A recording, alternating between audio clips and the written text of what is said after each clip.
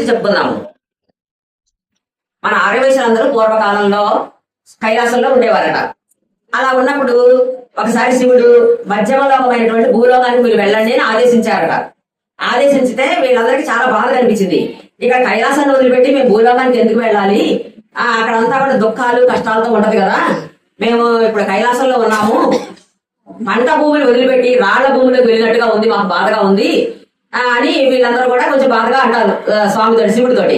అంటే శంకరుడు అంటాడప్పుడు, ఏం పర్వాలేదు, భూలోకంలో సూర్యచంద్రులు ఉన్నారు కాపాడటానికి, వాయుదేవుడు ఉన్నాడు, బ్రహ్మ సృష్టించిన దేవతలంతా కూడా అక్కడ ఉన్నారు భూలోకంలో, మీరేం ఇబ్బంది పడద్దు, ఆ బ్రహ్మచారులు గృహస్థులు ఆశ్రమాన్ని ఆశ్రయించిన వాళ్ళు అందరూ కూడా అక్కడ కాపాడడానికి ఉన్నారు, కాబట్టి మీరెవరు బాధపడద్దు, నేను కూడా మిమ్మల్ని వదిలిపెట్టి ఉండను, నేను కూడా మీతో పాటు వస్తాను అని చెప్పి శివుడు వాళ్ళందరికీ చెప్పి, మీరు ఆర్యవైశ్యులు ఎక్కడైతే ఉంటారో అక్కడ ధనధాన్యాలు సమృద్ధిగా ఉంటాయి, భూమి సస్యశ్యామలంగా ఉంటది, బంగారము వెండి డబ్బులు లాంటి లోహాలు ఎక్కువగా ఉంటాయి మీ దగ్గర, మీరు క్రయ విక్రయాలు చేయండి, ఏనుగులు గుర్రాలు వాటిని అమ్మటము కొనటము చేయండి, మీరు నాణ్యమైనటువంటి లోహాన్ని గుర్తించుతారు, మీరు గుర్తుపడతారు, మీరు గోవులని గో సంరక్షణ వ్యాపారము క్రయ విక్రయాలు అలాంటివి కూడా మీరు చేయడానికి మీకు భూలోకంలో అన్ని ఏర్పాటు చేశాను, మీతో పాటు నేను కూడా వచ్చేస్తాను అక్కడికి, కాబట్టి మీరేమి దుఃఖించవద్దు అని చెప్పారట.